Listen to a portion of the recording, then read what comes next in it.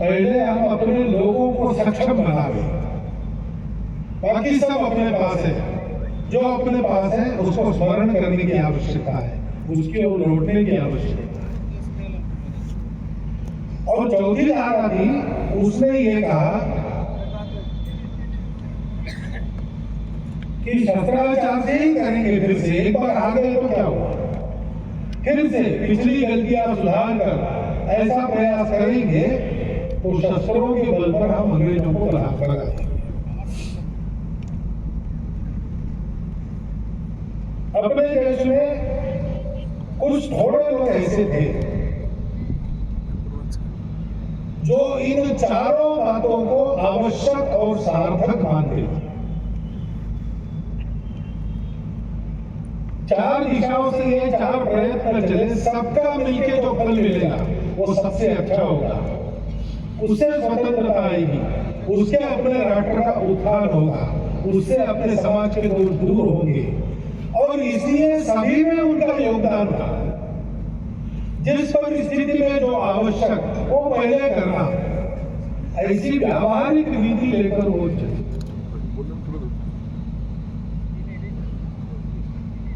हम अगर ऐसे नेता कौन कौन थे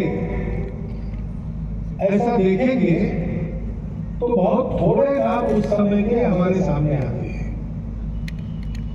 लोकमान्य तिलक थे, महात्मा गांधी जी थे, बाबू सुभाष चंद्र बोस थे, डॉक्टर बाबा साहब अम्बेडकर थे और संघ के संस्थापक डॉक्टर एडगेवार थे।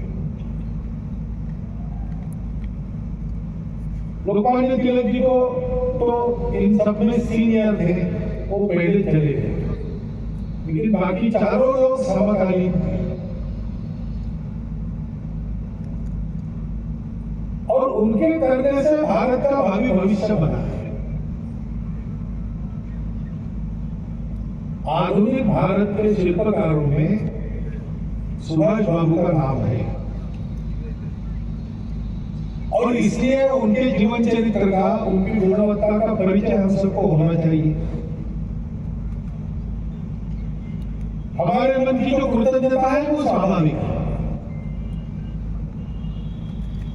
त्याग बलिदान से जिनके यह स्वतंत्रता हमको प्राप्त हुई और आज भारत विश्व पटल पर एक महान देश बनने जा रहा है, उसके मूल में इन लोगों के त्याग बलिदान है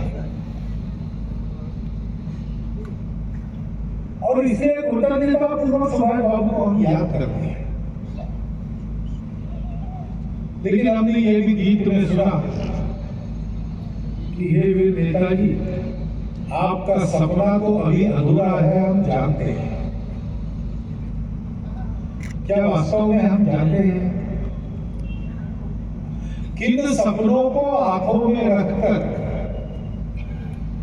देशभक्तों ने देश के लिए सर्वस्व समर्पण किया? क्या हमने कभी विचार किया है कि स्वतंत्रता प्राप्त होने के पश्चात फिर से हम सो गए, अपने स्वार्थ में निमग्न होकर मैं और मेरा परिवार इसके आगे कुछ देखते नहीं।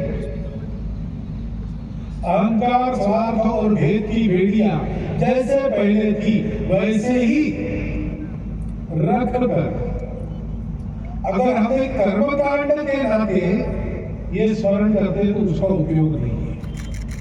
और इसलिए हम लोगों को आवश्यक है कि आज के दिन नेताजी का हमारी पीढ़ियों पर जो उपकार है उसका हम कृतज्ञता पूर्वक स्मरण करें, उनको श्रद्धांजलि दें। नेताजी ने अपने जीवन में देश के लिए जो जो किया उसके गौरव का हम वर्णन करें और उसके लिए नेताजी की जो तपस्या की, उस तपस्या के आधार पर जिस गुणवत्ता का उन्होंने परिचय दिया, उस तपस्या का और उस गुणवत्ता का हम अनुसरण करें।